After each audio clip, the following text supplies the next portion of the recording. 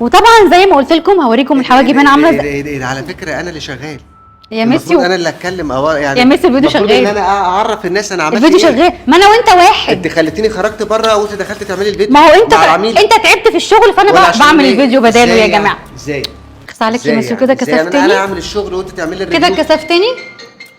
لا خلاص انا زعلانه زعلت والله. طيب شكرا. هلو يا حلوين وحشتوني كتير كتير كتير كتير. يلا بينا مع بعض النهارده نشوف فيديو مختلف عن كل الفيديوهات، وهو فيديو عن تاتو الحواجب اكيد، بس عن اللون الاسود. طبعا اللون الاسود زي ما احنا عارفين مش ناس كتيره بتعمله، ناس قليله جدا اللي بتحب تعمله، بالاخص اللي بتكون عامله شعرها اسود او شعرها طبعا اسود، وكمان بيبقى حلو قوي لما تكون بشرتك فاتحه.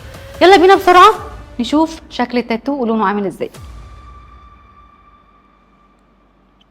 هلو يا جميل. اهلا حبيبتي. بصوا كده على الحواجب.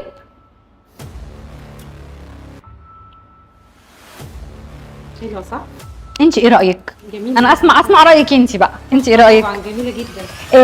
انت دايما بتجيلنا يعني هنا عميله بتجيلنا، يعني كل فتره بتيجي بتجدد عندنا. ايه اللي بيخليكي تيجي عندنا بقى؟ يعني كل فتره بتيجي عندنا احنا نفس الناس تاني ليه؟ عشان مميزين طبعا حبيبه قلبي.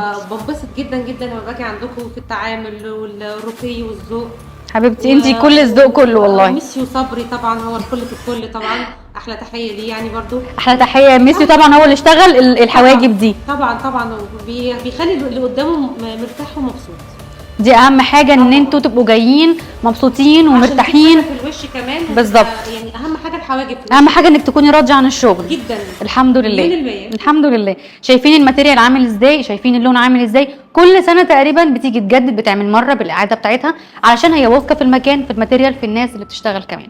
انت كمان لو حابه تيجي تعملي عندنا اي تاتو ما جيتيش عندنا قبل كده، اتفرجي على الفيديو ده عشان الفيديو ده مهم قوي ليكي. باي باي.